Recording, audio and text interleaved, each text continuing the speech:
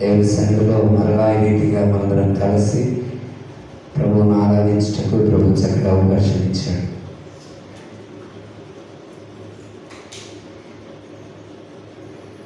ఈరోజు మనం రీతిగా ప్రభువును స్తుతించి ఆరాధిస్తున్నామంటే అది కేవలం దేవుని కృప మాత్రమే. దేవుని స్తోత్రం కలుగును గాక. మంచిది. కొంచెం ఆలస్యంగా ప్రారంభించడం జరిగింది, ఎందుకంటే వంట కార్యక్రమం ఆలస్యమే.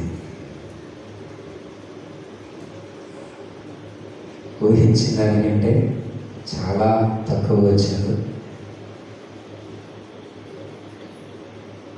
దగ్గర వస్తాను అని మాట ఇచ్చిన 10 మంది ఆగిపోయారు. ఒకళ్ళు కాదు, ఇద్దరు కాదు. వస్తాము అని మాట ఇచ్చిన 10 మంది ఆగిపోయారు. ఇక్కడ మనం 10 మంది ఉన్నాం, మొత్తం 20 మంది అనుకున్నది. బట్ సగానికి సగం ఆగిపోయారు. వాళ్ళు ఆగిపోవడానికి కూడా కొన్ని కారణాలు ఉన్నాయి. సో వాళ్ళు మనం అనడానికి కానీ మనకి అర్హత లేదు, అనకూడదు కూడా. సరే, వచ్చిన మీరు ధన్యులు. హల్లెలూయా. దేవుని సన్నిధిలో చాలా కాలం నుంచి అనుకుంటున్నాను యవనస్తులకి పెట్టాలి అని. కానీ దేవుడు నేటికి కృప చూపించాడు. వాస్తవానికి యవనస్తులకి కంటే మే నెల సమ్మర్లోనే పెట్టాలి, ఎండాకాలంలోనే పెట్టాలి. బట్ ప్రతికూలమైన పరిస్థితులు మనకి ఎదురవడం బట్టి, లాక్డౌన్స్ అని, కోవిడ్-19 విస్తరించడం, ఇలా కొన్ని ఆటంకాలను బట్టి ఏర్పాటు చేయడానికి కొంచెం ఆలస్యమైంది. అయినప్పటికీ కూడా దేవుడు కృప చూపించాడు ఈరోజు. హల్లెలూయా, హల్లెలూయా. మంచిది. మిగతా వచ్చినట్లయితే కూడా ఇంకా సంతోషంగా ఉండేది. ప్రభు చూసుకోండి కాక.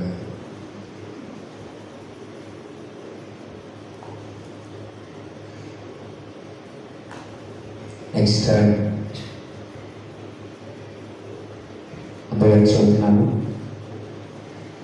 ఈసారి యవనస్తుల కూడిక ఉత్సవం. సందేహం లేదు. ఈసారి యవనస్తుల కూడిక ఉత్సవం. రాని దగ్గర పెట్టడం కంటే వచ్చే దగ్గర ఆసక్తి చూపించే దగ్గర పెట్టడం అనేది చాలా ప్రాముఖ్యం. కొంతమంది అవకాశం ఉన్నా కూడా రాలేకపోయారు.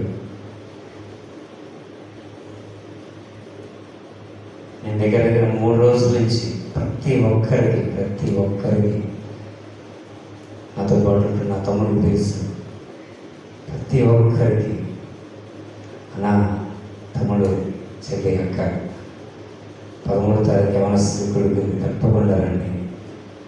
నేను సహోదరులు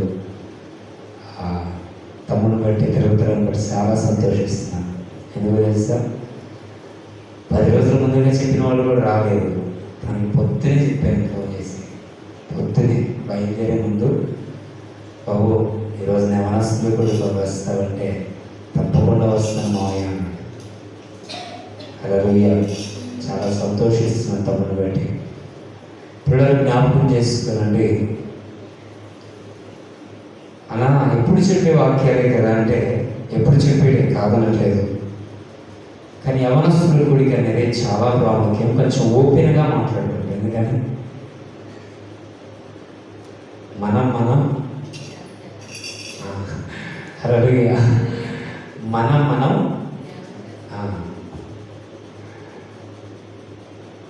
ఫ్రీగా మాట్లాడుకుంటాం, కొంచెం ఓపెన్గా మాట్లాడుకుంటాం. సో అర్థమయ్యేదే మాట్లాడుకుంటాం, కొంచెం అర్థం కానీ కూడా మాట్లాడుకుంటాం.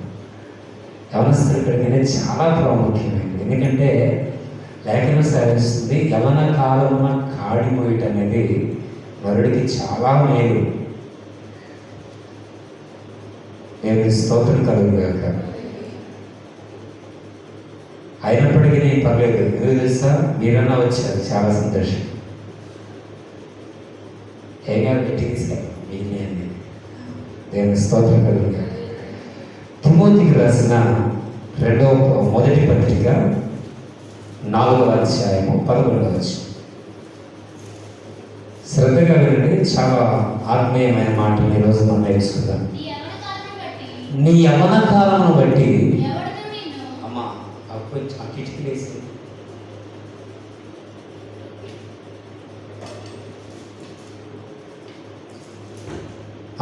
నీ యవన కాలమును బట్టి ఎవడును నిన్ను తృణీకరింపనీయకము, కానీ మాటలోను ప్రవర్తనలోను విశ్వాసములోను పవిత్రతలోను మాదిరిగా ఉండాలి. హల్లెలూయా. నిదానంగా మాట్లాడాలని ఆశపడుతున్నాను. ఈ రోజున స్పీడ్గా మాట్లాడదాం, కొంచెం ఎప్పుడు స్పీడ్గా మాట్లాడదాం, బట్ ఈరోజు కొంచెం నిదానంగా మాట్లాడదాం, ఆలోచిస్తూ మాట్లాడదాం. సరేనా? నా మాట్లాడదాం స్పష్టంగా. రైట్. భక్తులైన పౌలు గారు తిమోతికి పత్రిక రాస్తుంటాడు, నీ యవనాన్ని బట్టి, నువ్వు యవన కాలంలో ఉన్న అబ్బాయి, you are a young man. నీ యవన కాలంలో ఎవడు కూడా నిన్ను నిందించడానికి, నిన్ను తృణీకరించడానికి, నీ మీద మాట వేయడానికి నువ్వు అసలు అవకాశం ఇవ్వద్దు. తృణీకరించొద్దనే మాటకి ఇవన్నీ వస్తాయి. నీ యవనాన్ని బట్టి ఎవడు నిన్ను తృణీకరింపనీయక మాటలు కానీ, క్రియలో కానీ, ప్రవర్తనలో కానీ, ప్రేమలో కానీ, పవిత్రతలో కానీ, విశ్వాసాలకు మాదిరిగా ఉండాలి. సేవకుడు సంఘాన్ని గురించి ఆశపడేది కానీ, దేవుడు సంఘ బిడ్డల్ని మరిప్రాంతి యవనస్తుల గురించి ఆశపడే ఒకే ఒక ఆశ, మన ఇతరులకు మాదిరిగా ఉండాలి. మాదిరిగా అంటే ఆపోజిట్ అలా ఉండాలి. అలా మనిషి అయితే అలా జీవించాలి. ఒక స్త్రీ అంటే, ఒక ఆడపిల్ల అంటే అంత పద్ధతిగా ఉండాలి అని ఇతరుల గురించి మన గురించి మాట్లాడుకునేలాగా ఒక మాదిరి, ఒక మోడల్గా ఉండాలి. నేను దేవుడు ఆశపడుతున్నది. కానీ ఈ రోజున మనం చేసే ఆలోచన అంటే, మనం ఇతరుల మాదిరిగా పెట్టుకుంటున్నాం. మనం ఇతరుల మాదిరిగా పెట్టుకుంటున్నాం. ఉదాహరణకి, ఎందుకని ఆయనలా మాట్లాడాలి, ఆయనలా నడవాలి, ఆయనలా కటింగ్ తీయాలి, మిస్టర్ పర్ఫెక్ట్, అల్లుడి బాగా తెలుసు, మిస్టర్ పర్ఫెక్ట్, కటింగ్ తీయాలి, మోడల్, నాకు ఆయన మాదిరి. ఒకప్పుడు, ఇప్పుడు కాదు. ఆయన ఏ స్టైల్ ఇస్తే నేను కూడా తీయాల్సిన అస్సలు సందేహం లేదు. ఎందుకని నా గురి, నా గమ్యం, నా మాదిరి ఆయన. ఒకప్పుడు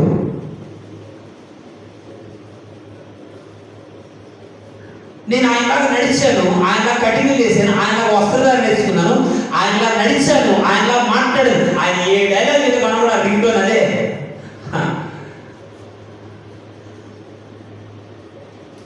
నాకు వచ్చే 10 లక్షల రూపాయలు ఇచ్చాడా?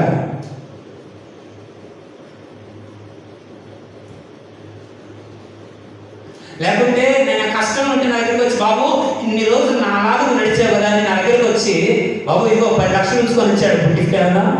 లేదు కదా. అసలు ఆయన పనే లేదు, అవసరమే లేదు.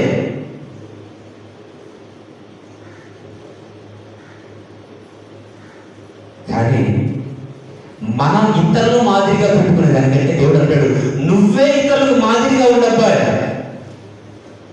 నీ యవన కాలంలో ఇతరులకు మాదిరిగా ఉండడం నేర్చుకో.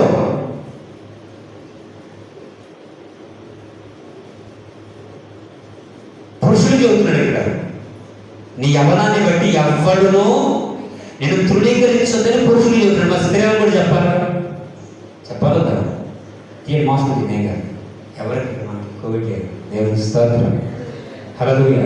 అంటే ఎక్స్ప్రెషన్స్ తెలియదు. జస్ట్ తిమోతికి రాసిన మొదటి పత్రిక 5వ అధ్యాయం 14వ వచనం.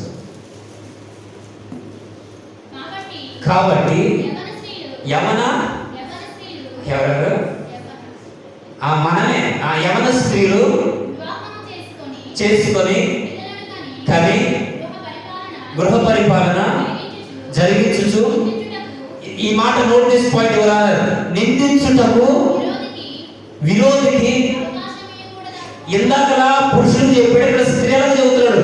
ఈ పురుషుడైనా స్త్రీలైనా మీ యవన కాలం మీరు ఎలా ఉండాలంటే ఇతరులకు అవకాశం ఇవ్వద్దు మిమ్మల్ని నిందించడానికి. ఇతరులకు అవకాశం ఇవ్వద్దు మిమ్మల్ని కొట్టడానికి. ఇతరులకు అవకాశం ఇవ్వద్దు మిమ్మల్ని తృణీకరించి మాట్లాడి వాళ్ళతో ఒక బతుకేనా మన పేరెత్తితే వాళ్ళ గురించి మాకు అన్నీ తెలుసులేండి, వాళ్ళ గురించి మాకు చెప్పొద్దు అదేలా కాకుండా వాళ్ళ జోలికి వెళ్ళకూడదండి. వాడు మాట అంటే చెప్పాలి, వాళ్ళ మాట అంటే మాటే, కాదంటే కాదు, అవునంటే అనేలా జీవించమని ఒక పక్క స్త్రీలకి మరొక పక్క పురుషులకి సెలవిస్తున్నాడు భక్తులైన పౌలు గారు. హల్లెలూయా. ఇప్పుడు మనకు అవగాహన వచ్చింది ఏంటి? యవన కాలం ఇతరులకు మాదిరిగా ఉండాలి. యవన కాలం ఇతరులకు మనం చూసి ప్రోత్సాహపరచాలి. యవన కాలంలో మనం చూసి నలుగురు ఆ మోడల్ మనం మాదిరిగా పెట్టుకుంటే మనం ఒక పై స్థాయిలోకి వస్తాం అన్నట్లుగా నీవు నేను మనందరం జీవించే విధంగా ఉండాలి. రైట్.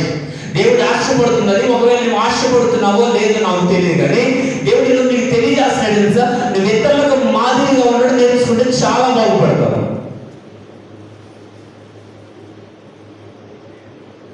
ఇంతకాలం ఎవరెవరినో మాదిరిగా పెట్టుకున్నామా?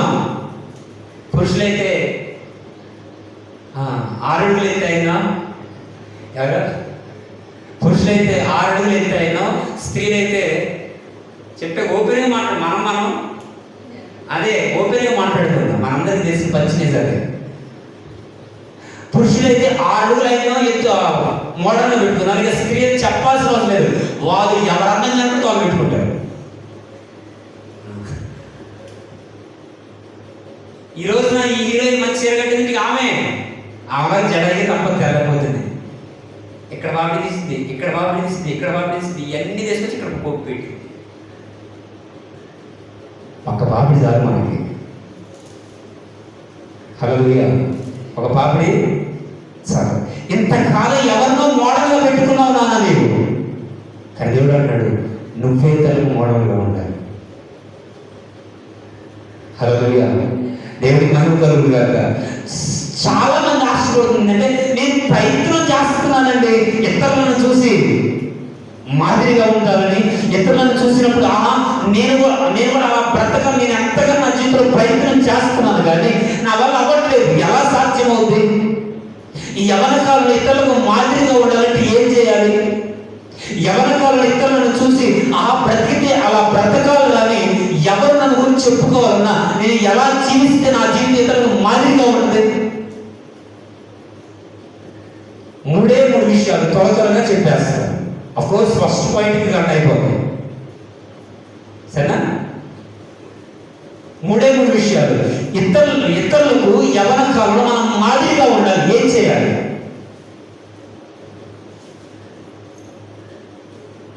తిమోతి రాసిన పత్రిక 2వ అధ్యాయం 2వ అధ్యాయం 22వ వచనం. నీవు ఎచ్చలంటే రైట్ షోదర్. యవనేచ్చలంటే నాకు ఇంగ్లీష్ రాదు ఎందుకంటే తెలుసుగా మనంతా నన్ను చూస్తే అందరూ అనుకుంటారు తమ్ముడు చెప్పాక మొన్న వచ్చారని అక్కడ చెప్పాను, ఖమ్మంపాడులో చెప్పాను. నన్ను చూస్తే ఎవరైనా సరే డిగ్రీ చదివి అనుకుంటారు. అప్పుడు తెలియదు, నేను 4వ తరగతి చదివాను. హల్లెలూయా. 4వ తరగతి చదివిన తోడికి తెలియదు ఎవరికి చెప్పినా నాకు అది నాకు వచ్చిన సాగుంది. దేవునికి స్తోత్రం కలుగుగాక. నీ ఎవరెచ్చల నుండి నువ్వు పారిపోవాలని అక్కడ లేఖనం సెలవిస్తుంది. బట్ ఇంగ్లీష్ చదువుతాను వినండి, నాకు అర్థం కాక మీకు అర్థం అవచ్చు. నేను చదువుకున్నారుగా. Right. Keep yourself from those desires of the flesh which are strong when the bodies are young. ఏదో చదివాడు. హలో ఏదో కానీ చదివాను, కానీ చదివాను రైట్, స్లోగా చదువుదామా. Keep yourself from those desires of the flesh which are strong when the body is young. అంటే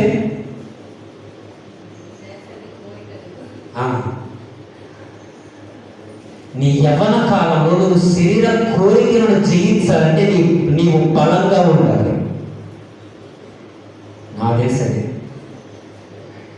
హల్లెలూయా. ఆ మాటకు అర్థం ఏంటంటే నీ యవ్వన కాలంలో వచ్చే కోరికలు ఉంటాయే, నీ యవ్వన కాలం కొన్ని ఇచ్చలు కోరికలు, కొన్ని ఆశలు నీ మైండ్ మీద పాడు చేస్తుంటాయే, వాటిని జయించాలంటే నువ్వు ఇతరులకు మాదిరిగా ఉండాలంటే ఫస్ట్ ఆఫ్ ఆల్ నువ్వు శరీర కోరికల నుంచి పారిపోవాలి. నీ మైండ్లోకి వస్తున్న శరీర ఆశలు ఉంటాయి, కొన్ని శరీరాన్ని భ్రమపట్టే కోరికలు ఉంటాయి, వాటిని విడిచిపెట్టి పారిపో. ఇప్పుడు మనకి డౌట్ రావాలి, ఇప్పుడు ఇంగ్లీష్లో చదివిన మాటకి ఏంటి తెలుసా?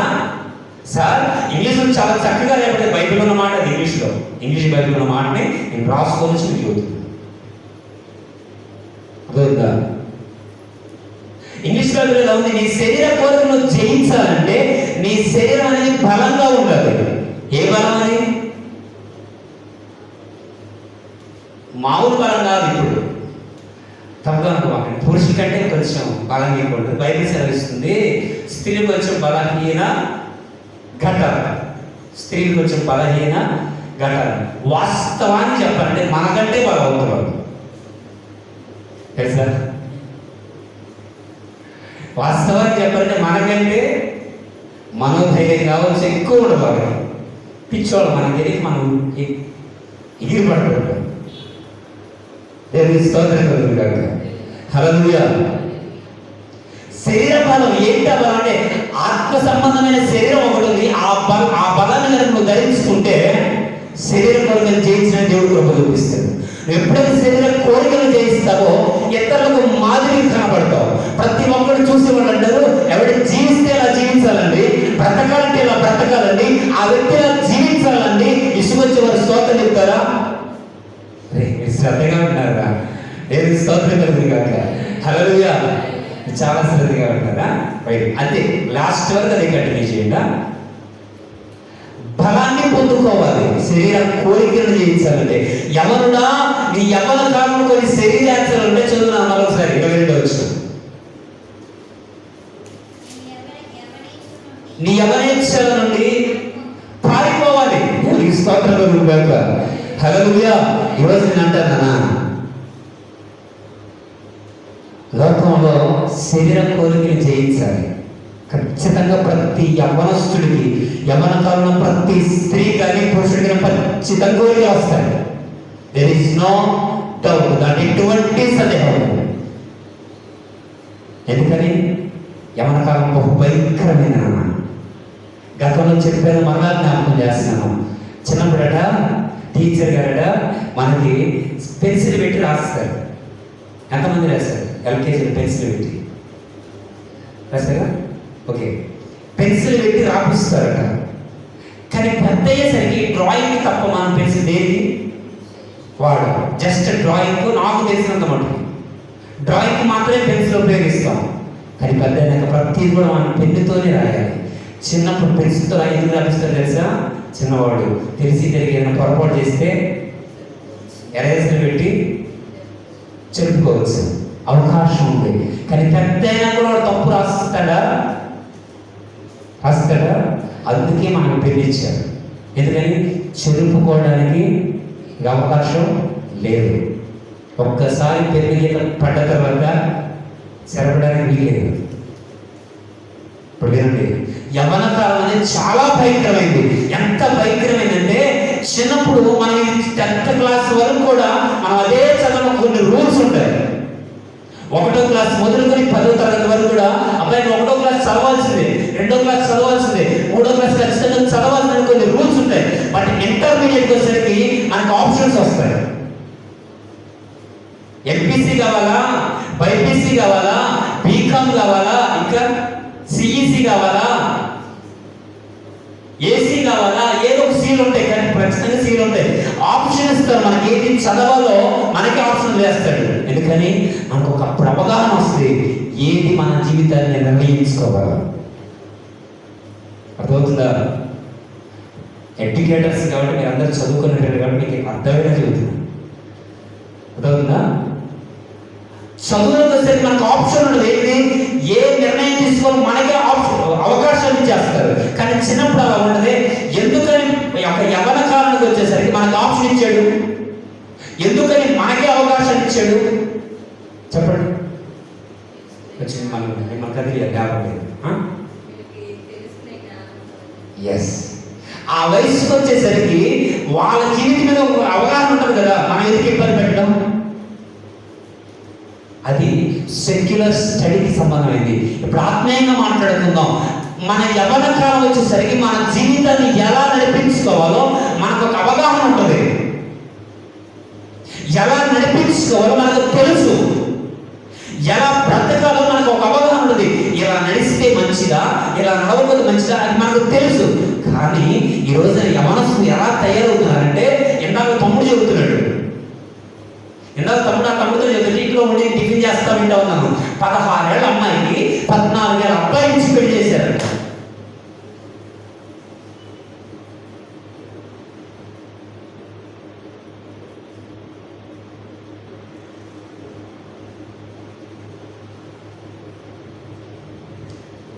ఏమైందా దేనికయ్యా తమ్ముడు చెప్పాడు. ఏంటంటే లవ్.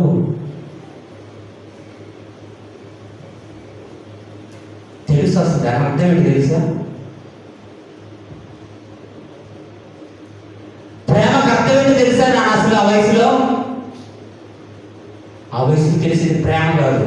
ఒకడ అమ్మాయి ఎక్కడ నేను అదొక్కటే తెలుసు. ప్రేమ కాదది, కొవ్వు. ప్రేమ అనుకుంటారా? కాదు నాన్న, కొవ్వు. నీవు నీ యవ్వన నుండి పారిపోయి అప్పుడు నువ్వు ఇతరులకు యవనస్తులు కావచ్చు, విశ్వాసులు కావచ్చు, సమాజానికి కావచ్చు, కుటుంబానికి కావచ్చు, ఎవరికైతే నువ్వు మాదిరిగా ఉంటావు. తిమోతి, నీ యవ్వన నుండి పారిపో. అవునన్నయ్య, నేను పారిపోవాలని ఆశపడుతున్నాను, నేను పాపాన్ని జయించాలని ఇష్టపడుతున్నాను, కానీ రెండో జయించాలని ఆశపడుతున్నాను, కానీ నా వల్ల కావట్లేదు అన్నయ్య. ఎస్, మన వల్ల ఎవరి వల్ల కాదు లోకాన్ని జయించడం. ఈవెన్ మీ, నాతో సహా లోకాన్ని జయించడం ఎవరి వల్ల కాదు. మనకి ఎలా సాధ్యం? బైబిల్ సెలవిస్తుంది కదా, పాపాన్ని విడిచిపెట్టి పారిపోవని చెబుతున్నాడు. కానీ మేము పారిపోవని ఆశపడుతున్నాం, కానీ అది తన్నుకుంటూ వస్తుంది మమ్మల్ని ఏదో ఒక సమయంలో, ఏదో ఒక సందర్భంలో. చూపుల ద్వారా కావచ్చు, మాట ద్వారా కావచ్చు, టీవీ ద్వారా కావచ్చు, సెల్ ఫోన్ ద్వారా కావచ్చు, ఏ విధంగా చేయాలి సరే ఏదో ఒక సమయంలో నేను పాపంలో పడిపోతున్నాను అన్నయ్య. ఎలా తిరిగే సొల్యూషన్ ఏముందా? ఉంది. బైబిల్లో ప్రతి దానికి జవాబు ఉంది నాన్న. స్తోత్రం చెప్పండి. పరిశుద్ధ గ్రంథం అంటే ఏంటో తెలుసా? ఇదేదో మనుషుల చేత రాయించబడిన బుక్ కాదు నాన్న. ఇది ఒక నవల కాదు, ఇదే కాకుంటే వారపత్రిక కాదు, లేకపోతే పేపర్ అంతకంటే కాదు. ఇది పరిశుద్ధ గ్రంథం, పరిశుద్ధాత్మ దేవుడి చేత రాయబడిన గ్రంథం.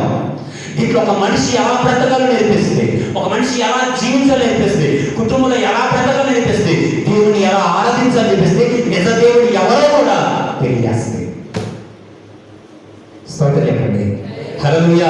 మూడే విషయాలు. పాపాన్ని జయించాలి. ఎలా? లోకాశను జయించాలి. ఎందుకంటే ఇలా చెప్తున్నాడు కదా, నువ్వు ఇతరులకు మాదిరిగా ఉండాలంటే నువ్వు పాపాన్ని విడిచిపెట్టి పారిపో.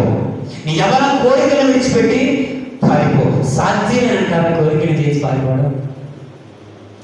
సాధ్యమేనా? చెప్పండి కదా, సాధ్యమేనా? మరి ఎందుకని మనం చాలాసార్లు సరే కొంచెం పడవ లోతుకు నడిపిస్తున్నాయి కదా, చాలాసార్లు మనం పాపాన్ని విడిచిపెట్టి పారిపోవాలనుకున్నాం, కానీ అది మనం లాగేసరి మన దాన్ని వాటేసుకుంటున్నాం మనం. So many times. ఎందుకు తెలుసా? చూద్దాం. పాపాన్ని జయించడానికి దేవుడు చిన్న చిన్న విషయాలు చెప్పాడు. ఆ చిన్న విషయాలు ఈరోజు మనం లేకపోవడం వలన మనం పాపం ఏదో ఒక సందర్భంలో పడిపోతున్నాం. కీర్తన గ్రంథం 119 అధ్యాయం 9వ వచనం.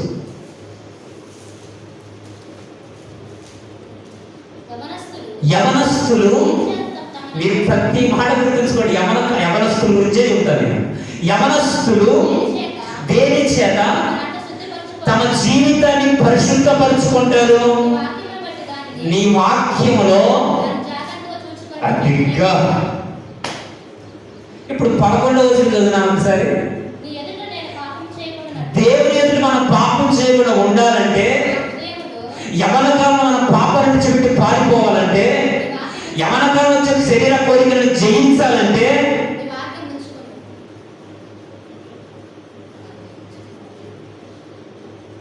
సింపుల్.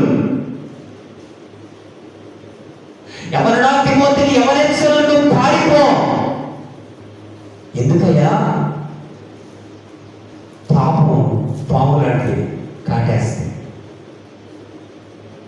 పాపం ఎలాంటిది? పాము లాంటిది, ఖచ్చితంగా కాటేస్తుంది. ఒక రోజున అది మరణానికి దారి తీస్తుంది. పాపానికి కూర్చు జీతం మరణం. దాన్ని విడిచిపెట్టి పారిపో. అయ్యా, నేను పాపాన్ని విడిచిపెట్టి పారిపోని ఆశపడుతున్నాను, కానీ నా వల్ల కావట్లేదు. ఎందుకనంటే దేవుని వాక్యం సెలవిస్తుంది. బహుశా నీ హృదయంలో వాక్యం లేదు. నువ్వు వాక్యంతో నీ జీవితాన్ని సరిచూసుకోవట్లేదు.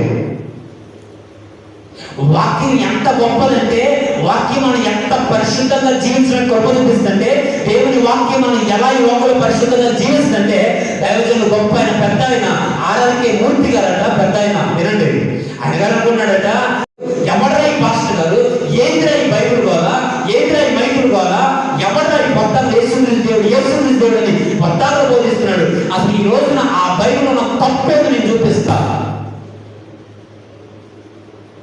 దేంట్లో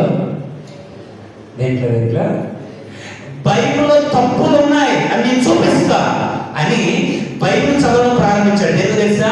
ఆయన చదవడం ప్రారంభించడానికి, తన జీవితం సరి చేసుకోవడానికో, ఆయన తన జీవితాన్ని బైబిల్ చదవడం ప్రారంభించింది ఏదో దేవుడి గురించి తెలుసుకోవడానికి కాదండి.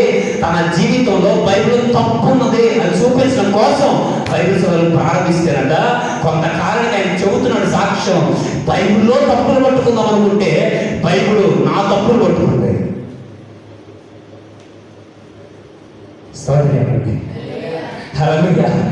బైబిల్లో తప్పులు ఉన్నాయని చదువుతాం అనుకుంటే, కానీ బైబిల్ నన్నే చదవడం ప్రారంభించింది. వాక్యం అంత గొప్పది నాన్న. స్తోత్రం. అందుకనే పదే వెళ్ళిన ప్రతి సంఘంలో, అది అడిగినపాడు కావచ్చు, కమ్మపాడు కావచ్చు, వత్సలే కావచ్చు, ఎక్కడికి వెళ్ళిన ప్రతి సంఘకుడికి, చదువుకున్న ప్రతి విశ్వాసం చెప్పిన ఒకటే, అమ్మా పొద్దున్న లేచిన వాడిని వాక్యం చదవడం నేర్చుకుంటుంది. సరే, పొద్దున్న మీకు చదవడానికి అవకాశం లేదా? సమయం దొరికినప్పుడు వాక్యానికి సమయం ఏంటమ్మా. మనం మాటల సమయం ఉంటుంది, సెల్ ఫోన్ లో చాటింగ్ చేయడానికి సమయం ఉంటుంది, టీవీలో డి షో చూడడానికి సమయం ఉంటుంది. డి షో తెలుసా? ఎక్కడ ఉండదు డ్రాయర్లు, సిగ్గు ఉండక్కల్లా. ఎక్కడికి నా ఆలోచన పట్ల కానీ వాక్యం చదవడానికి మాత్రం మనకి సమయం ఉండదు. ఎందుకని అది చదివితే మన జీవితం చదవడం ప్రారంభించింది. హల్లెలూయా. భక్తులు దేవుడు సెలవిస్తున్నాడు ఇక్కడ, యవన కాలం ముందు యవనస్తులు తమ జీవితాన్ని ఎలా శుద్ధి చేసుకుంటారయ్యా అంటే నీ వాక్యాన్ని చదవడం ద్వారానే కదా.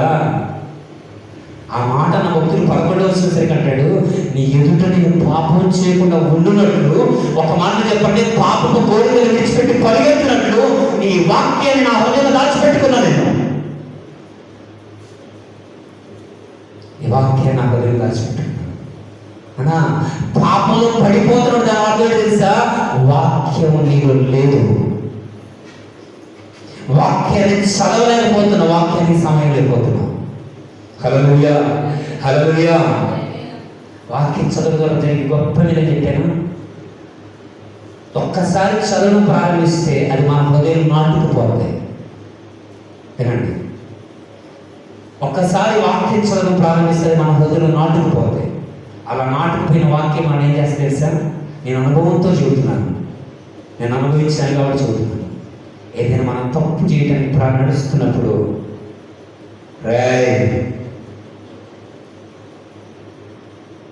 యాడికి నేనంటాను, అవకాశం వచ్చింది, అవకాశం వచ్చింది బ్రో. ఎమ్మటి మన హృదయంలో వాక్యం ఏం చేస్తే తెలుసా? దావీదు గతి ఏమో తెలుసుగా. హలో, దావీదు గతి ఏమో తెలుసుగా. ఒక్కరు నుంచి ఇస్తరాగా అయిపోతుంది, జాగ్రత్త. గద్దెస్తుంది వాక్యం. దేవుని స్తోత్రం చెప్పండి. అందుకని వాక్యాన్ని హృదయంలో పెట్టుకుని ఈ వాక్యం మనం ఏం చేస్తుందంటే తప్పు చేయడంలో పరుగు తీసిన ప్రతిసారి గద్దెస్తుంది నీ మనస్సాక్షిని. వద్దు, ఆగు, సరికాదది, ఇక్కడ చేయబాగు, అటు వెళ్ళదు, స్టాప్, గద్దెస్తుంది. ఒకవేళ నువ్వు వాక్యం చదివాడు ఎక్కడైతే చదివిపోతుంది, వాక్యం చదివేవాడు రోజు వారానికి ఒకసారి, 2 రోజులకు ఒకసారి అస్సలు చదవనోళ్ళు. హల్లెలూయా. రైట్, ఎప్పుడోసారి మనం వాక్యం చదువుతున్నాం, ఓకేనా?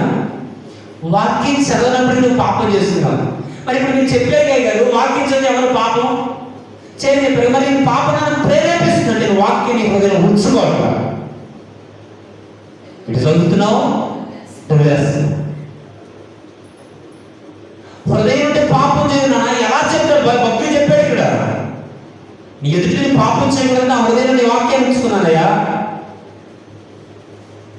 నా హృదయంలో నీ వాక్యాన్ని ఉంచుకున్నాను, కానీ నీ ఎదుటి నేను పాపం చేయలేకపోతున్నాను. ఆ దేవుడి పిల్లల ఈ లోకంలో చాలా ఆకర్షణ వస్తాయి, జాగ్రత్త. అలాంటి ఆకర్షణ పడిపోకుండా అంటే నీ వాక్యమే అనుసరణ చేస్తుంది.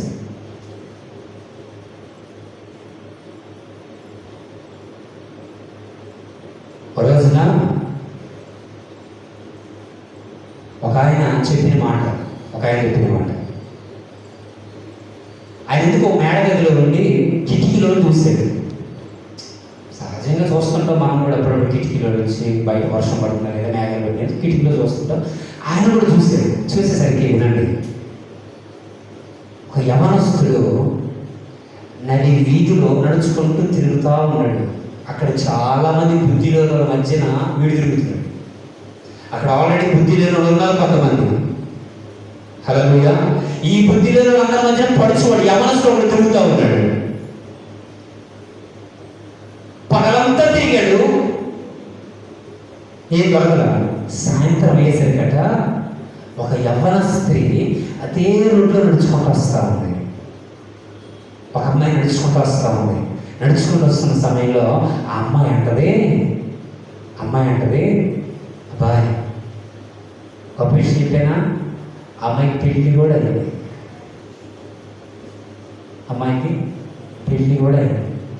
అమ్మాయి అంటే ఒక పురుషుడితో, మా ఆయన ఇంట్లో లేడు అబ్బాయి, పాపం చేద్దాము.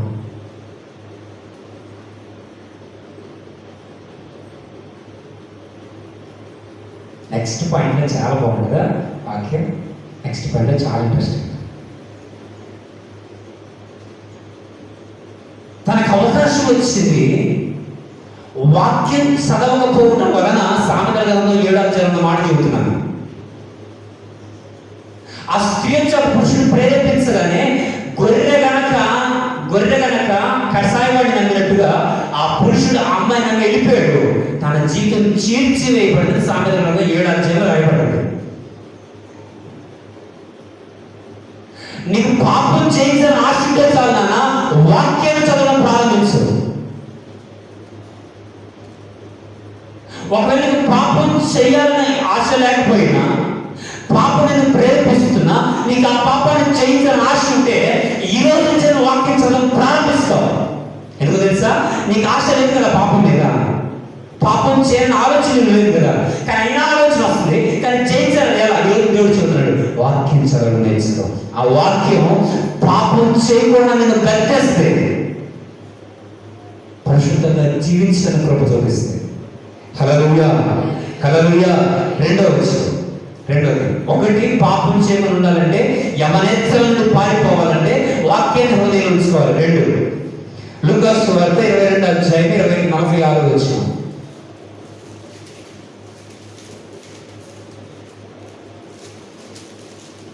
లూకా సువార్త 22వ అధ్యాయం 46వ వచనం. ఆయన 22వ అధ్యాయం 46వ వచనం. మీరెందుకు నిద్రిస్తున్నారు? శోధన, దట్ మీన్స్ టెంప్టేషన్స్. తెలుసా? శోధన ఆ మాట ఇంగ్లీష్లో చక్కటి మాట, టెంప్టేషన్స్. ఉదాహరణ టెంప్టేషన్స్ గురించి కొంచెంసేపు మాట్లాడుతున్నా. చెప్పాగా సెకండ్ పాయింట్ చాలా ఇంట్రెస్టింగ్ ఉంటుంది. ఎందుకంటే ఈ రోజున ప్రతి యవ్వనస్తులు ఫేస్ చేస్తున్న ప్రతి సమస్య ఇదే. మన క్యారెక్టర్గా ఓ సినిమా డైలాగ్ మాట్లాడుతున్నా. మన క్యారెక్టర్గా ఎప్పుడు బయటపడిందంటే, మన క్యారెక్టర్గా మైండ్ బ్లోయింగ్. ఆ డైలాగ్ ఎదుగా నాకు అంటే సినిమా ఎక్కువగా బాగా చూస్తాడు. ఆ డైలాగ్ మైండ్ బ్లోయింగ్ అయింది. మళ్ళీ చెప్పాడు, అద్భుతం. అసలు ఎంత బాగా చెప్పాడంటే, నిన్ను ఎవరూ చూడలేదు అనుకున్నప్పుడు, నువ్వు ఒంటరిగా ఉంటున్నప్పుడు నువ్వేంటో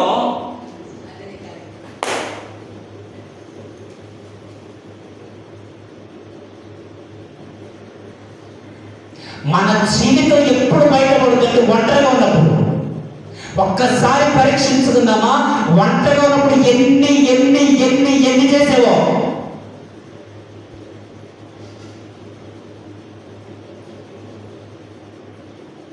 ఒంటరిగా ఉన్నప్పుడు ఎన్ని మాట్లాడావో, ఎన్ని చూడకపోయిన దృశ్యాలు బయట మొబైల్లో చూసావు.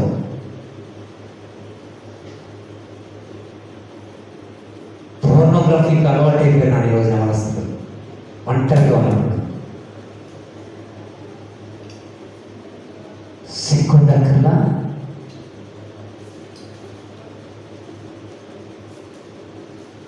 ఎవరు చూడట్లేదు ఇప్పుడు. ఎక్కడ? ఇంట్లో అమ్మ లేదు, నాన్న లేదు, అక్క లేదు, చెల్లి లేదు, తమ్ముడు లేదు, ఎవరు లేరు. చూడండి, ఒక్కదానిగా ఉన్నాం, ఒక్కడే ఉన్నారు.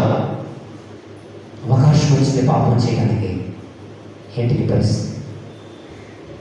మీరు శోధనలో ప్రవేశించకుండా ఉండినట్లు నెలకొకరికి ప్రార్థన చేయండి. అంటే పాపంలో పడిపోకుండా ఉండాలంటే ప్రార్థన.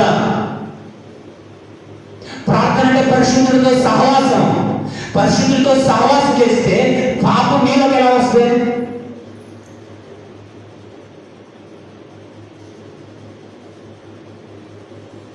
యూట్యూబ్లో ఆ టైటిల్ నన్ను బాగా ఇలా అంటాం కదా. ఉదాహరణకి యూట్యూబ్ చూసినప్పుడు అంటూ ఉంటాను కదా పైకి. అలా అనే సమయంలో ఒక టైటిల్ వచ్చిందన్నమాట. ఆ టైటిల్ చూశాను కానీ మనకి ఎందుకు లేదు కదా, మళ్ళీ ఎందుకు ఒకసారి చూద్దాం, మళ్ళీ రెండోసారి పోతుంది మనకి వాళ్ళకి మనకి. సరే చూద్దాం, అసలు ఏం జరిగింది చూద్దాం. టైటిల్ తెలుసా? లవ్ ఫెయిల్యూర్ అయిన అమ్మాయి బాయ్ ఫ్రెండ్తో చాటి. అరే ఫెయిల్ అయింది కదా, మళ్ళీ చాటింగ్ ఏంటి అన్న సందేహంతో చూడాలనిపిస్తుంది నాకు. లవ్ ఫెయిల్యూర్ అయిన అమ్మాయి బాయ్ ఫ్రెండ్తో. అరే ఫెయిల్ అయితే బాయ్ ఫ్రెండ్ ఎలా ఉంటాడు? తమ్ముడు ఉంటాడా? చాటింగ్ చేస్తుంది ఎలా? పెళ్లి కాకముందు ఒక అబ్బాయిని ప్రేమించుతూ వాడితో బ్రేకప్ అయిపోయి వేరే వాడిని పెళ్లి చేస్తుంది. ఇప్పుడు అక్కడికి వెళ్ళి కాల్చి కొంచెం తాగుపోతున్నాడు. ఎవడాడు చేసుకున్నాడు? ఎవడు తాగుపోతున్నాడు. కొంచెం తాగుతున్నాడు, కొంచెం ఇబ్బంది పెడతా ఉన్నాడు. తాగుబోతుడైనా ఎవడైనా పెళ్లి కాకముని చేసుకున్న తర్వాత ఎవడైనా సరే సహించేస్తే వాడు మార్పు కోసం ప్రార్థన చేయాలి, దాంట్లో సందేహం లేదు. ఆ వీడియోలో టైటిల్ బాగుంది, చూశారు. ఏంటి తెలుసా? వాళ్ళ ఆయన లేకుండా వెళ్ళిపోయింది. వాళ్ళ ఆయన డ్యూటీకి వెళ్ళాడు, ఉద్యోగానికి వెళ్ళాడు. ఉద్యోగానికి అయిన తర్వాత తన బాయ్ ఫ్రెండ్ నెంబర్ మైండ్లో ఫీడ్ అయిపోయింది. ఈరోజు అమ్మా నాన్న నెంబర్ కూడా ఫీడ్ అయ్యి ఉంటాడు. అమ్మా నాన్న నెంబర్ కూడా ఫీడ్ అవుతున్నా, అంతగా ఫీడ్ అవుతున్నాయి ఈరోజు మైండ్లో. అమ్మా నాన్న నెంబర్ అంటే మరి మీ ఆయన మీ లవర్ని నాన్ స్టాప్ చెప్పేస్తాను.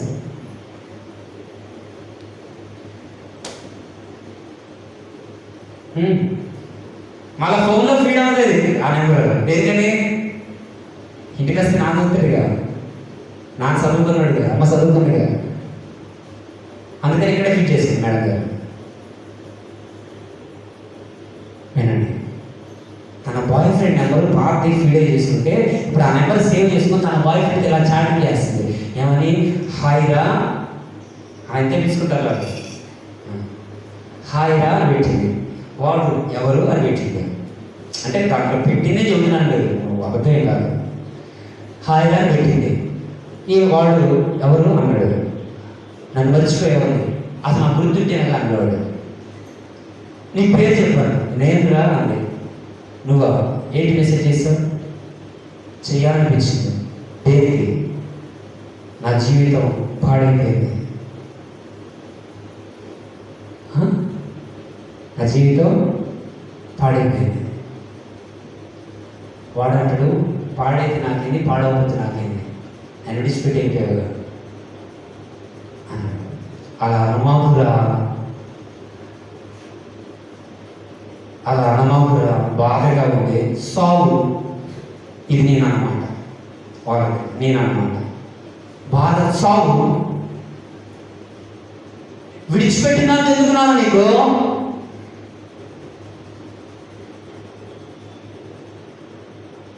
ఒక అమ్మాయి తల్లిదండ్రులకు అందంగా మీరు నా జీవితం నాశనం చేశారు. ఎలా నాశనం చేశారు? నాకు ఇష్టంగా పెళ్లి చేశారు, నేను చక్కగా ప్రేమించి పెళ్లి చేసుకున్నాడు.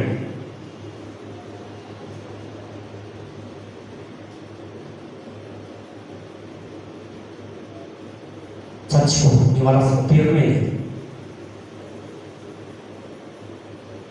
ఇప్పుడు ఆ మెడగారికి ఆలోచన వచ్చినట్టు ఒంటరిగా ఉందండి. భర్త పరిగెత్తే ఇంటికాడ తిన్నదరక్క కొంచెం వాళ్ళు ఏంది చర్చి ఎట్లా వెళ్తున్నారు అనుకుంటున్నాను. మా అత్తయ్య గారు నన్ను అంది. మా అత్తయ్య గారు అంటే మా సొంత అత్తయ్య గారు, మా చిన్నక్క, మా అత్తయ్య గారు చెల్లి. మా అత్తయ్య కదంట నాతో డైరెక్ట్గా నాతో. మా అత్తయ్య కదంట ఎల్లుడిపోదంటాం, ఈరోజంట దేనికమ్మంటే వాక్యం చదువుతుంటా గొడవ పెట్టుకుంటుంటా.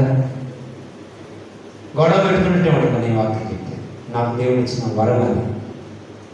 కొంచెం గద్దిస్తాను, అవసరమైతే కొంచెం పచ్చిగా వస్తుంది.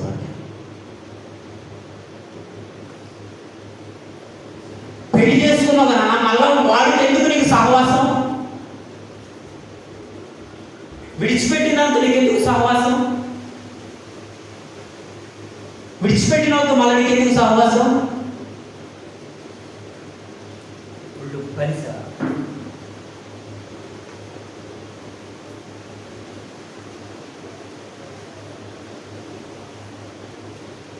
తిన్న కరగట్లేదు, ఇంటికాడ వచ్చింది లంచ్.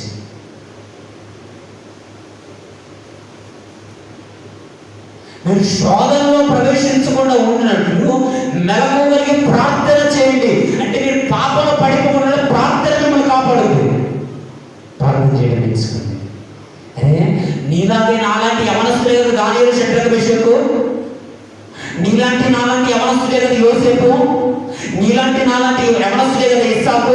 మరి వాళ్ళు ఎందుకు చేయలే పాపం? ఇంకా నయ్యం, మీ అమ్మ నీకు దగ్గర ఉన్నారు కానీ వాళ్ళ అమ్మ దగ్గర లేరండి, వాళ్ళకి ఎవరు దగ్గర లేరండి. అయినప్పటికీ తమ జీవితాన్ని పరిశుద్ధంగా కాపాడుతున్నారు. ఎలాగో తెలుసా? దేవుడు ఉన్నాడు మాత్రం. భయం. యోసేపు గురించి ఎన్నెన్నో సార్లు మనం చెప్పుకున్నాం, కానీ తన గురించి ఒకే ఒక్క మాట తన చరిత్రను మార్చేసి తెలుసా? అమ్మా తనకి పాపం చేయడానికి అవకాశం వచ్చింది. మాట్లాడాలి, తప్పదు. అన్నా ప్రేమలో ఉన్నారో లేదో నాకు తెలియదు. ఇక్కడ ఉన్న వాళ్ళు ఎవరైనా ఉన్నారో లేదో నాకు తెలియదు. ప్రేమలో ఉన్న వాళ్ళ గురించి చెప్తారు. ఎవరు లేరు మీ ఇంట్లో, వాడు ఫోన్ చేశాడు. ఎవడాడు? ఆడు ఫోన్ చేశాడు. ఇప్పుడు ఈ సహోదరి మెసేజ్ పెట్టింది, ఇంట్లో ఎవ్వరు లేరు. వాడు వచ్చాడు, పాపం చేయడానికి అవకాశం వచ్చింది. ఏంటి పరిస్థితి? చెప్పారుగా, ఆయన ఎందుకు రాశాడో నాకు తెలియదు అన్న డైలాగ్, కానీ ఆలోచింపజేసింది. మనం ఒంటరిగా ఉన్నప్పుడు మన క్యారెక్టర్ బయటపడుతుంది. అది నువ్వు మాట్లాడే విషయంలో కావచ్చు, సెల్ ఫోన్ యూజ్ చేసే విషయంలో కావచ్చు, పురుషుడు కానీ స్త్రీ కానీ ఒంటరిగా నీకు దొరికిన విషయంలో కావచ్చు, ఒంటరిగా ఉన్నప్పుడు నీ క్యారెక్టర్ బయటపడుతుంది. ఒకసారి ఆలోచించి నీ క్యారెక్టర్ ఎన్నిసార్లు ఒంటరిగా ఉండడం పడిపోయింది కదా కదా చాలాసార్లు. ఎవరు చూడట్లేదు కదా, ఎవరు లేరు కదా, మా అమ్మ లేదు కదా, మా నాన్న లేదు కదా, మా అన్నయ్య లేదు కదా, మా చెల్లి లేదు కదా, మా అక్క లేదు కదా, ఎవరు లేనప్పుడు ఇక నేను ఎలా జీవిస్తానండి? యోసేపు అలా అనుకోలే, నా దేవుడు నాతో ఉన్నాడండి. తను ఏమన్నా తెలుసా, ఆ స్త్రీ పాపం చేయడానికి అవకాశం వస్తే ఏమన్నా తెలుసా, అమ్మా మా అమ్మ నేను విధంగా పాపం చేయనమ్మా అన్నాడా, మా అన్నయ్య నేను వేదోలకు పాపం చేయనమ్మా అన్నాడా. నా దేవుడికి విరోధంగా నేను పాపం చేయట్లేదు. భయం, యోసేపు గుండెలో భయం. ఏం తెలుసా, దేవుడు నాతో ఉన్నాడంటే, ఆయన చూస్తున్నాడంటే భయం. రోజు నువ్వు యవనస్తులు లేని భయం తెలుసా, నువ్వు ప్రార్థన చేస్తే భయం. అసలు ప్రార్థన అయితే నువ్వు లెగటమే 9కి లేదు అసలు భయం ఉంటుంది. దేవుడితో సహవాసం చేసే ప్రతి ఒక్క యవనస్తులు, ప్రతి ఒక్క యవనస్తురాలు ఉంటుంది దేవుడు భయం. ఆ భయం నుండి పాపం చేయడానికి అవకాశమే ఉండదు.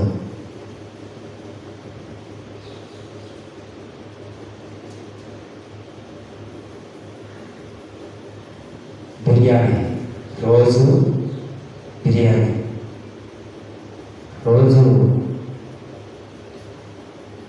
నవరస పోషకాలతో కూడినటువంటి ఆహారం, వండర్ఫుల్.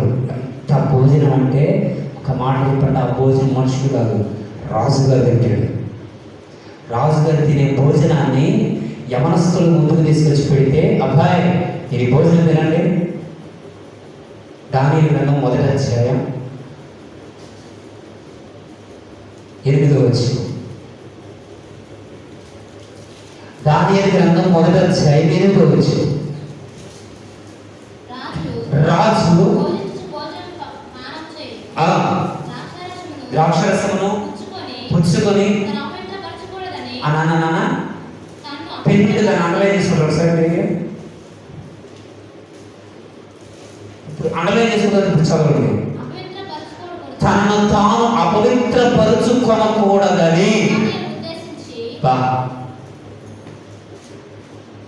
ఎంత చక్కటి ఆలోచన దానియేలు. నన్ను నేను అపవిత్రపరచుకోవడానికి అవసరం లేదు. నాకు ఏ భోజనం రాజు గారు తినే భోజనం ఎదురు తీసుకొచ్చి పెడితే ఆ భోజనంతో నేను అపవిత్రపరుచుకోనండి. ఛాన్స్ వచ్చింది నాన్న నీకు అవకాశం పాపం చేయడానికి, నువ్వేమంటావు? చెప్తావా ఈ మాట? చెప్పగలుగుతావు ఈరోజు ఈ మాట? మీరు అంటారు, అవగారు మీరేనా పరిశుద్ధరా? మీరు డౌట్ రావాలి, ఏంటి మీరు పరిశుద్ధంగా జీవిస్తున్నారా గారు? ఒకప్పుడు నేను పరిశుద్ధం నేను చెప్పలేదే, ఒకప్పుడు నేను పాపం చేయలేదు నేను చెప్పలేదు కదా.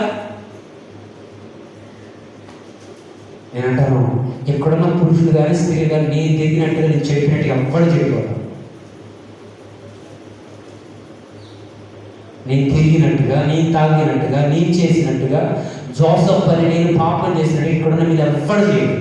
వాస్తవంగా చెప్తాను, పరిశుద్ధంగా చెప్పట్లేదు. ఒకప్పుడు నేను పాపం చేసినట్టు, కానీ నేను ఎలా పరిశుద్ధంగా బ్రతకాలని నా దేవుడు నేర్పించాను నాకు. హల్లెలూయా. ఒకప్పుడు నేను జీవించినోనే, పాపిష్టి జీవితాలు బ్రతికినోనే, కానీ ఈరోజు నా ప్రభు ఎలా బ్రతకాలని నేర్పించాడు. బ్రతుకుతున్నాను నేను. ఈరోజు నీకు చెబుతున్నాను తెలుసా, ప్రార్థన వ్యక్తిని పాపం చేయకుండా చేస్తే. దానియేలు అంటాడు, నన్ను నేను ఎలా పవిత్రపరుచుకున్నానండి, నా దేవుడు పరిశుద్ధుడు కదా. అమ్మా నువ్వు దేవుడు, నీ దేవుడు దానియేలు దేవుడేనా? అర్థం కాదు ప్రశ్న. నువ్వు కలిగి ఉన్న దేవుడు దానియేలు దేవుడేనా? నువ్వు సేవిస్తున్న దేవుడు దావీదు సేవించిన దేవుడేనా? తనలో ఉండే నువ్వు సేవిస్తున్న దేవుడు దానియేలు పూజించిన వాడేనా? మరి అతను కలిగి ఉన్న తీర్మానం నీకెందుకు లేదు? అతను చేసుకున్న ఆ తీర్మానం నీరెందుకు రావట్లా? నా జీవితాన్ని నా పవిత్రం పరుచుకోండి. ఆ దేవుడి కోసం బ్రతకాలి నేను. నాకు తెలియ భోజనం రే పాపం నీ దగ్గరకు వచ్చినప్పుడు ఈ మాటను చెప్పగలిగిన అంటే నిన్ను తోటి నా దేవుడు కత్తులేస్తాడు. స్తోత్రం చెప్పండి. హల్లెలూయా. నీ ఎందుకు పాపం వచ్చినప్పుడు ఈ మాట చెప్పగలిగితే దానియేలు చెప్పినట్లుగా నన్ను అపవిత్రపరుచుకుని నా దేవుడి కోసం చెప్పగలిగిన అందరూ నిన్ను బట్టి నా దేవుడు ఎంతగా సంతోషిస్తాడంటే పరలోక సైన్య సమూహం అంతా కూడా నిన్ను బట్టి ఆనందిస్తుంది. ఏం తెలుసా? దేవుడి కోసం బ్రతుకుతున్నాడు.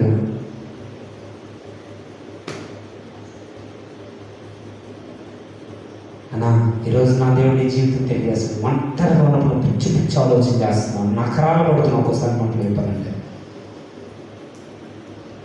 ఒంటరిగా ఉన్నప్పుడు నకరాలు పడుతున్నాం, నాటకాలు పడుతున్నాం, నరికేస్తాడు. ఏం చేస్తాడు? నరికేస్తాడు. నేను చాలానే చెప్పుకోవడానికి సమయం సరిపోతుంది బట్టి ఉంటుంది. వాళ్ళ ఎగ్జామ్ ఉంది నెక్స్ట్, సమయం సరిపోతుంది. హల్లెలూయా హల్లెలూయా. అన్నా రెండు చేతులు జోడించి చెబుతున్నాను అన్న ఈరోజు. తమ్ముడిగా భావించి చెబుతున్నాను, అక్కగా చెల్లిగా భావించి చెబుతున్నాను. దయచేసి దానియేలు తీసుకున్న తీర్మానం నన్ను నేను అపవిత్రపరుచుకునండి. ఆత్మీయ సేవకుడిగా చెబుతున్నాను, నా రెండు చేతులు జోడించి దానియేలు తీసుకున్న తీర్మానం ఈరోజు నేను తీసుకోగలిగితే ఎంత బాగుంటుంది. నాకు వద్దండి. దేవుని కోసం కడుపు మార్చుకున్నారండి భక్తులు. హల్లెలూయా. దేవుని కోసం లోపల కడుపు మార్చుకున్నారు. కానీ ఈరోజు నీ శరీరాన్ని కాపాడుకోలేకపోతున్నా. ఎవరు లేరండి. దానిని చెప్పేవారు లేరు, దానికి ఇలా బోధించేవాడు లేరు. ఎందుకు తెలుసా? బానిసలుగా బతుకుతున్నారు శత్రు రాజ్యంలో.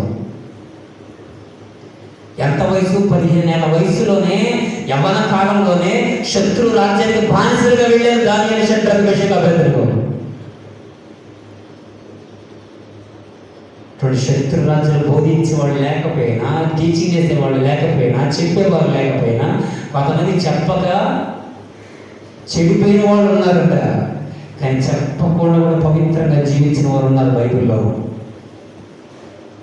ఈరోజు నీకు 100 ప్రసంగాలు నేను చెప్తాను. ఇది నాది 10వ పుస్తకం, 12వ పుస్తకం. ఎగ్జామ్ ఇది నాది 12, 10. ఎప్పటి నుంచి? ఈ 6 సంవత్సరాలు నేను చెప్పిన వాక్యాల్లో ఇది ఏ 10వ పుస్తకం.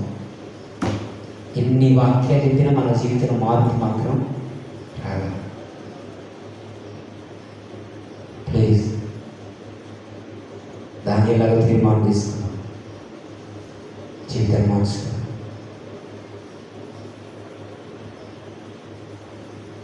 దాన్ని ఎలా బ్రతుకుదాం అయ్యా, నన్ను నాకు తృప్తిపరచుకున్నాను. దేవుని స్తోత్రం చెప్పండి. యోసేపు దగ్గరికి వచ్చి అమ్మాయి అన్నది, అయ్యా నువ్వు నాకు బాగా ఇష్టం అయ్యా, నేను ఇది పాపం చేయాలని ఆశపడుతున్నాను. కాదు, అంత గొప్ప అవకాశం తెలుసా? నువ్వు పాపం చేస్తే కొన్నిసార్లు నీకు ఎటువంటి అవకాశాలు వస్తాయి తెలుసా? నిన్ను గొప్పదానికి చేస్తాను, నీకు డబ్బులు ఎక్కువిస్తాను, అందరికంటే శాలరీ నీకు ఎక్కువిస్తాను, ఇటువంటి బెస్ట్ ఆఫర్స్ వస్తాయి. ఎందుకంటే నువ్వు పాపం చేస్తానంటే. ఈ రోజున సినిమా హీరోయిన్ మనం మోడల్గా పెట్టుకుంటున్నాం.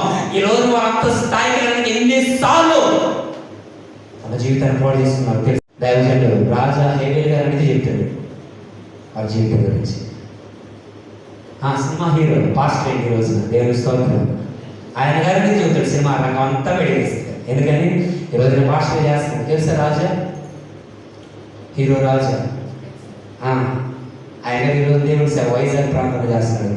ఆయన గారిని అడిగితే సినిమా వాళ్ళ గురించి ఇంటి చెబుతాడు. ఈ రోజున పాపం చేసేవాడు మాదిరిగా పెట్టుకుంటున్నావు, కానీ దేవుడు అంటే నువ్వే ఇతరులకు మాదిరిగా ఉన్నావు పరిశుద్ధంగా జీవించేస్తున్నావు. ఎవరుడా నీ ఎవరిని బట్టి ఎవరు నేను తృణీకరించలేకుండా మాటలో కానీ, క్రియలో కానీ, ప్రవర్తనలో కానీ, ప్రేమలో కానీ ఇతరులకు మాదిరిగా ఉండయా. మాదిరిగా ఉండాలంటే నీ యమనెత్తలు నువ్వు పారిపోవాలి. ఆ పాపాన్ని జయించాలంటే ఒకటి వాక్యం హృదయం ఉండాలి, రెండు నెలకు కలిగిన ప్రార్థన నీలో ఉండాలి. యోసేపు అంటాడు, నేను పాపం చేయనండి. ఆ రోజు తన పాపం చేయకుండా ఉన్న విధానాన్ని బట్టే దేశాన్ని పరిపాలించే ప్రధానమంత్రి అయ్యాడు. స్తోత్రం చెప్పండి గట్టిగా. హల్లెలూయా, హల్లెలూయా. ఒక దేశాన్ని పరిపాలించే ప్రధానమంత్రి అయ్యాడండి తన పరిశుద్ధంగా జీవించిన దాన్ని బట్టి. ఈరోజు నా ఒడుగట్టిపోతున్నాడు కనుక కారణం తెలుసా? ఎక్కడ ఒక దగ్గర పడిపోతున్నాం, ఏదో ఒక విషయంలో పడిపోతున్నాం. చెప్పానుగా, ఈరోజు పెళ్ళి అయినా కూడా కొంతమంది చాటింగ్ చేస్తున్నారు. ఎవరితో? వాళ్ళతో, పాత వాళ్ళతో.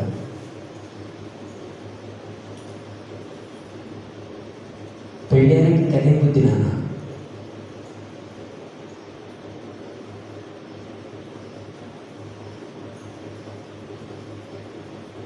చెప్పుకుందాం, ఆబ్జర్వ్ చెప్పుకుందామా? అమ్మాయి శ్రవంతి స్తోత్రం 67 ఈరోజు శ్రద్ధగా ఇచ్చిందండి. పెళ్ళైన కూడా షార్టింగ్ చేస్తున్నారు ఈరోజు. ఎవరితో? పాతోళ్ళతో. అవసరమా?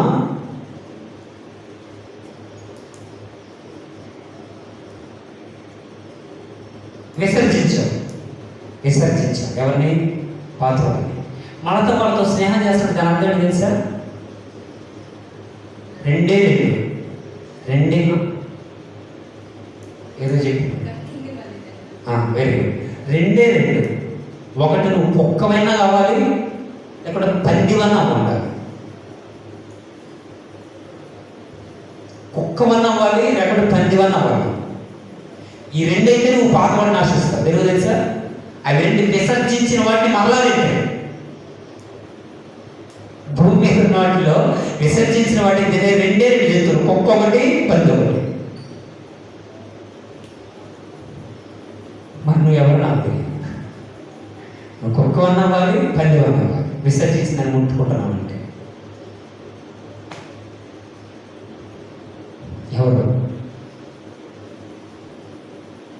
విడిచిపెడదాం, వద్దు. దేవుడు ప్రేమతో హెచ్చరిస్తున్నాడు. ఈరోజు అసలు నేను చెప్పదలుచుకున్న వాక్యం వేరే ఆ వాక్యం తట్టుకోలేదు ఇలా చెప్తే. నిజంగా చెబుతున్నా, తట్టుకోలేదు. ప్రేమతో హెచ్చరిస్తున్నాడు ఈరోజు. పంది బతుకు నీకెందుకు చెప్పు? పంది లాంటి బ్రతుకు నీకెందుకు నానా? మనిషి కదా నువ్వు, మనిషివా కదా? మళ్ళీ ఎందుకు ఆ బతుకు? చెప్ప పగలు వాళ్ళకే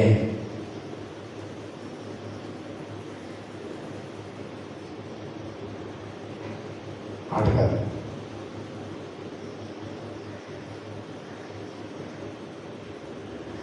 పెళ్లి గురించి పక్కన పెడదాం, పెళ్లి కాని వాళ్ళ గురించి మాట్లాడదాం. పెళ్లి కాని వాళ్ళ గురించి ఇస్సాకు తన జీవితాన్ని ఎంత పవిత్రంగా కాపాడుకున్నాడంటే వాళ్ళ నాన్న తీసుకొచ్చి ఈ అమ్మాయి నీ భార్య అని చెప్పేదా కూడా పరిశుద్ధంగా జీవించాడు. పెళ్లిసుకు అన్నాడు వాళ్ళ నాన్న ఇస్సాకుతో, ఎలా ఉన్నది, ఎక్కడి నుంచి వస్తుంది, ఎప్పుడు వస్తుంది, ఇవన్నీ ఏం అడగలేదు. సరే డాడీ వేసినాం. ఇస్సాక్ గారండి ఎప్పుడు వెళ్ళే కదా ఇప్పుడు ఇస్సాకు గురించి, ఆశీర్వాదం గురించి మాట్లాడుతున్నాం. ఇస్సాకు పవిత్రంగా జీవించిన వాళ్ళలో ఒకడు. ఎలా జీవించంటే వాళ్ళ నాన్న తన వివాహం చేసేదాకా కూడా పవిత్రంగా జీవించాడు, అలా జీవించగలిగాడు. అందుకని బైబిల్ సెలవిస్తుంది, ఎండిన భూమిలో విత్తనాలు వేసిన ఇస్సాకు అభివృద్ధి అయ్యాడట. హల్లెలూయా. ఎండిన భూమిలో విత్తనాలు వేసిన అభివృద్ధి పరచబడ్డాడు. దేవుడు తెలుసా, తన జీవితాన్ని కాపాడుకున్నాడు దేవుడి కోసం పరిశుద్ధంగా జీవించే విషయంలో. పెళ్లి కాకముందు ఈ రోజున ఒక్కొక్కటి వేస్తున్న వేషాలు తల్లిదండ్రుల్ని సుఖపెడుతున్నారనే దానికి ఏడిపిస్తున్నారని చెప్పడానికి ఈరోజు నేను సాక్షి.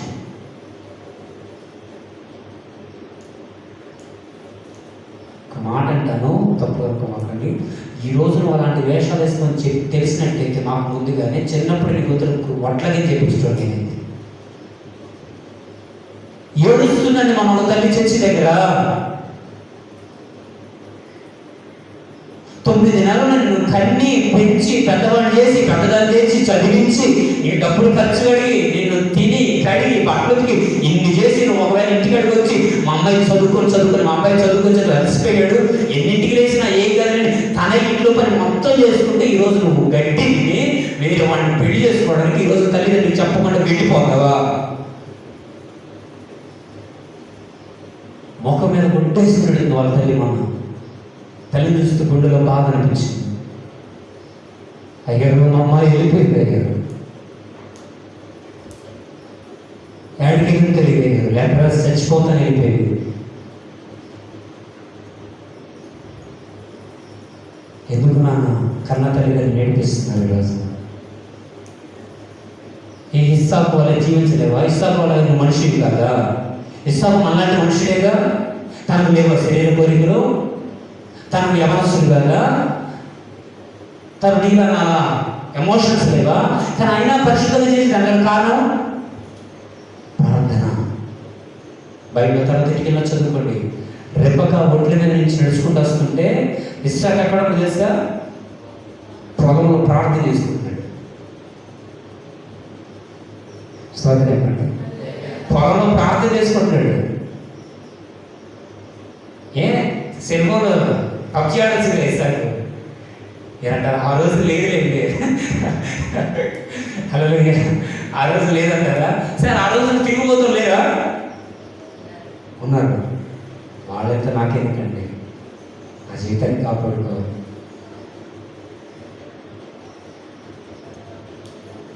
ఒక మాట చెప్తాను, నలుగురిలో ఉన్నప్పుడు ఆత్మీయంగా ఉండడం కాదు నాన్న, చుట్టూ నీ మధ్య అన్ని జనులు ఉన్నా సరే నువ్వు ఆత్మీయంగా జీవించడం అది గొప్పతనం. పాస్టర్ గారు ఉంది ఆత్మీయంగా, సంఘం ఆత్మీయంగా, అమ్మ నాన్న ఉంది ఆత్మీయంగా ఉండడం గొప్ప కాదు. ఒంటరిగా ఉన్నప్పుడు నీ చుట్టూ అన్ని జనులు ఉన్నప్పుడు, పాపం నీ చుట్టూ ఉన్నప్పుడు నువ్వు పవిత్రంగా జీవించడం గొప్పతనం. అది దేవుడు ఆశపడుతున్నాడు. హల్లెలూయా, హల్లెలూయా, హల్లెలూయా. దేవుని పిల్లలు వినండి, నువ్వు పాపాన్ని చేసిన ఆశ ఉంది అని జయించలేకపోతున్నావు, కారణంలో ప్రార్థన లేదు. బైబిల్ సెలవిస్తుంది, పాపం చేసేవాడు ప్రార్థన చేయడు, ప్రార్థన చేసేవాడు పాపం చేయడు. భక్తుడు సమయాలు అంటాడు, మీ నిమిత్తం నేను ప్రార్థన చేయకపోతే నేను పాపం చేస్తున్నావు కదా, సో అది నాకు దూరం అవ్వాలి. స్తోత్రం కలుగును గాక. హల్లెలూయా. యవన కాలం ఇతరులకు మాదిరిగా ఉండాలంటూ పాపం చేయకుండా ఉండాలి. పాపం చేయకుండా ఉండాలని వాక్యం చదవాలి, ప్రార్థనలో ఉండాలి. 3, పరిశుద్ధాత్మ సహాయం నీకు కావాలి. స్తోత్రం చెప్పండి. యోహాను సువార్త 16:13. ఇది ఒక్క పాయింటే, ఇంకొకటి ఇంకా ఉంటుంది. లూకా సువార్త 13:13.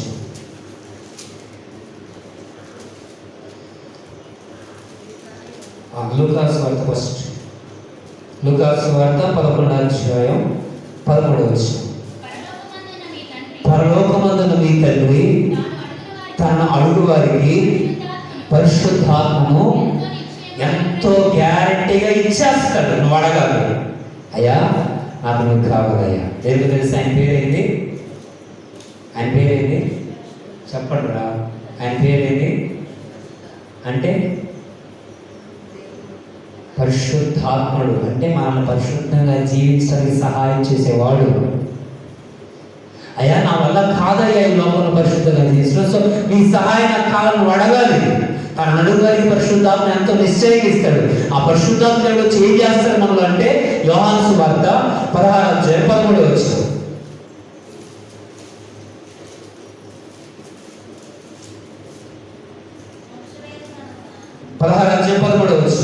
నేను నీతో చెప్పవలసిన ఇంకా చాలా గలవు కానీ ఆయన అనగా సత్యస్వరూపి అయిన పరిశుద్ధాత్మ వచ్చినప్పుడు మిమ్మలను, అంటే ఇప్పుడు మీరు సత్యంలో లేదయ్యా, మీరు అసత్యంలో బ్రతుకుతున్నారు. ఆ అసత్యమైన మార్గం నుంచి మీరు సత్యమైన మార్గంలో రావాలంటే పరిశుద్ధాత్మ దేవుడి సహాయం కావాలి. దేవుని పిల్లగా పరిశుద్ధాత్మను పొందుకుందాం, పరిశుద్ధాత్మను అడుగుదాం దేవుని సంఘం. నా ఆత్మ లేనివాడు కాదు కాడు, నా ఆత్మ లేనివాడు నా వాడు కాదు. సో ఆయన ఆత్మ కావాలి మనకి. ప్రతి ఒక్కరు మోకరించి దేవుని ప్రతిరోజు ఈ పరిశుద్ధాత్మ శక్తి నాకు కావాలి, ఈ పరిశుద్ధాత్మ సహాయం నాకు కావాలయ్యా, పరిశుద్ధాత్మ వరాలు, పరిశుద్ధాత్మ ఫలాలు నాకు కావాలయ్యా. ప్రతిరోజు దేవుని మోకరించి అడగాలి. ఎందుకంటే ఆ పరిశుద్ధాత్మ దేవుడే కదా నిన్ను ఆయన పొలుగుగా మార్చేది. పరిశుద్ధాత్మ దేవుడే కదా నిన్ను పరిశుద్ధంగా జీవించడానికి సహాయం చేసేది. కనుక నా దేవుని పిల్లలు అడుగుదాం దేవుని సన్నిధిలో. చివరి మాట చూపిస్తున్న ముగించేసుకుందాం. ఇతరులకు మనం మాదిరిగా ఉండాలంటే ఒకటి, పాపాన్ని జయించాలి, పాపాన్ని జయించాలి. ఎందుకని మళ్ళా చెబుతున్నాడు, దయచేసి నా 2 చేతులు జోడించిన శిరస్సు ఉంచి మరీ చెబుతున్నాడు. వద్దు. యవన కాలంలో చాలా కోరికలు వస్తాయి, అది నాకు తెలుసు. చాలా కోరికలు వస్తాయి. వెరీ వెరీ ఇంపార్టెంట్ కోరిక తెలుసా? వ్యామోహం.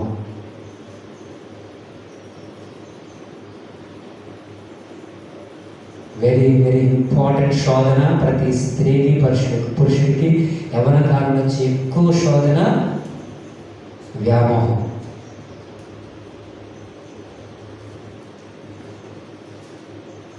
దాన్ని చేస్తే అన్నీ జయించవచ్చు. హల్లెలూయా, హల్లెలూయా. దాన్ని చేస్తే నువ్వు అన్నీ జయించగలుగుతావు. ఒక్కటే నీకు సరిగా లేదు, సరి చేసుకుంటే చాలా మంచిది. దేవుని స్తోత్రం కలుగును గాక. దేవుని పిల్లగా పాపాన్ని జయించాలి. పాపం జయించాలని ఒకటే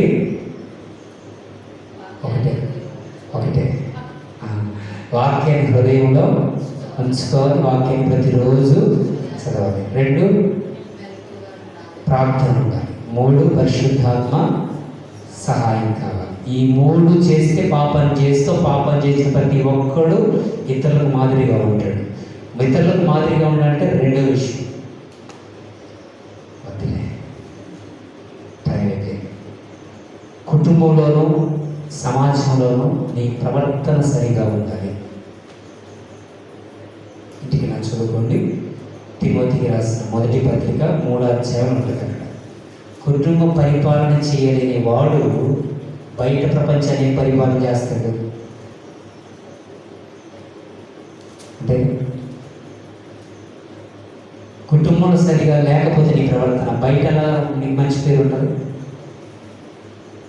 లేఖన సాగిస్తుంది, నీవు దీర్ఘాయుష్మంతుడు అంటే ఎక్కువ కాలం బ్రతకాలంటే నీ తల్లిని నీ తండ్రిని సన్మానించాలి. నువ్వు రోజు పొద్దులేసిన తెయ్యలాగా మిమ్మల్ని ఎదురు పడుతుంటావే, ఇంకేడ మధ్యలో తత్వం నిజంగా చెబుతుంది.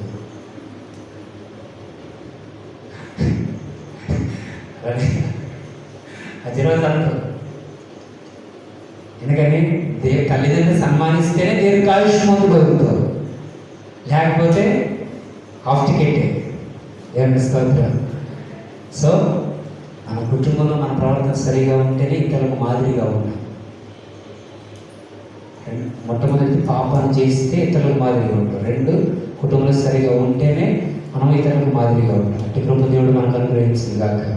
కళ్ళు మూసుకుందాం, ప్రార్థన చేసుకుని ఎందుకన్నా మహాపరిశుద్ధుడైన ప్రేమ కలిగిన తండ్రి, దయగలిగిన రాజుగా, మహోన్నతుగా నీకు వందనాలు.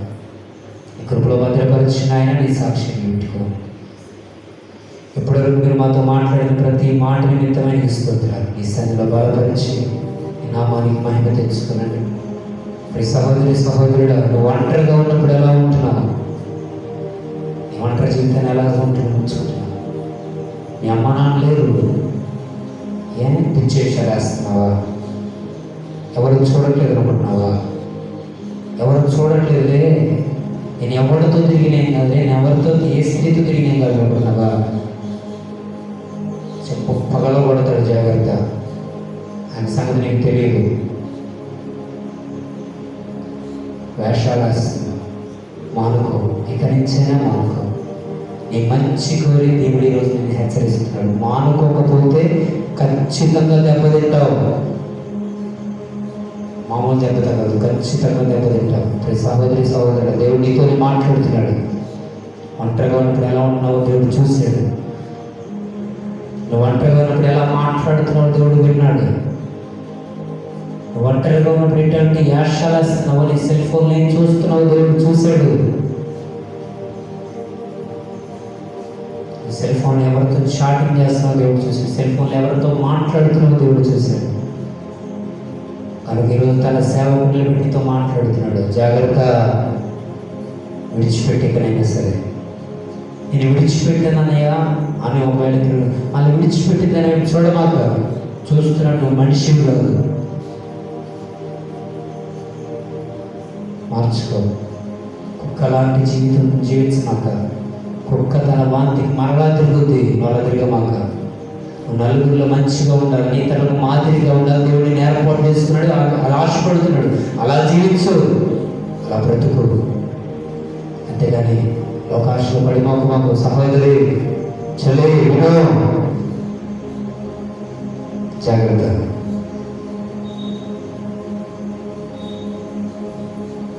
రహస్యంగా పాపం చేస్తున్నావా? రహస్య స్థలాలు వెతుకుంటున్నావా?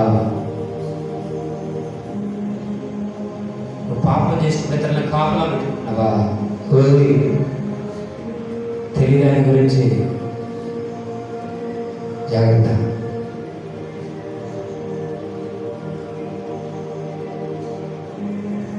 పరిశుద్ధమైన దేవానికి ఈరోజు నువ్వు మాతో మాట్లాడిన ప్రతి మాట నిమిత్తానికి స్తోత్రాలు తెలుసు. నీకే మహిమ ఘనత ప్రభావం చెల్లిస్తూ యేసు నామమున అడుగుచున్నాము తండ్రి, ఆమేన్. దేవుడు నాతో మాట్లాడాడు, స్తోత్రించారు గట్టిగా. హల్లెలూయా, హల్లెలూయా. మంచిది. ప్రభువుకు మహిమ